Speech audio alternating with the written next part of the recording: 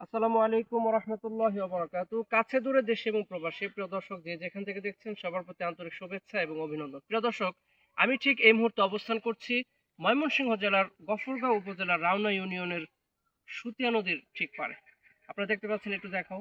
এটাই হচ্ছে আমাদের সেই ঐতিহ্যবাহী সুতিয়া নদী এবং ব্রহ্মপুত্রের একটি শাখা।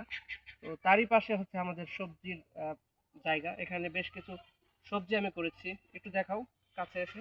এখানে আমি করেছি বেসিক্যালি মূলা এবং মরিচ, এবং শীতকালীন যে ফসলগুলো আমাদের বাংলাদেশে আসলে সবচেয়ে বেশি হয়, মরিচ আছে। এবং তারই ঠিক নিচের দিকে, একটু আশেপাশে করে, তারই ঠিক নিচের দিকে আমি করেছি হচ্ছে আপনার লাল শাক, এবং এখানে কিছু রয়েছে ধনিয়া পাতা। এবং আহ, ক্ষেতের ঠিক ক্ষেতের ঠিক সাইড দিকে রয়েছে এরকম টমেটো গাছ।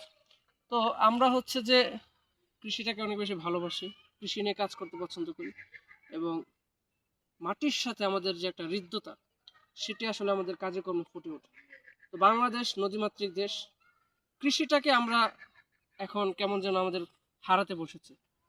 পল্লীকবি জসীমউদ্দিনের যে পল্লী সাহিত্য, সেটা আমাদের গ্রাম থেকে এখন উঠে গেছে বললেই চলে। তো আমি এখন পানি দিচ্ছি, আপনারা দেখতে পাচ্ছেন।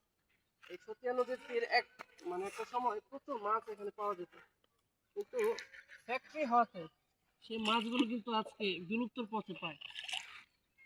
তো কে কোত্থেকে দেখছেন এবং কৃষি নিয়ে বাড়িতে গেলে আপনারা কি কেমন ভাবে কাজ করেন অবশ্যই জানিয়ে দেবেন। ধন্যবাদ। বাংলাদেশের সাথে থাকবেন, কৃষিকে ভালোবাসবেন, সেই আশা ব্যক্ত করছি। ধন্যবাদ সকলকে। কেমন হয়েছে দেখি।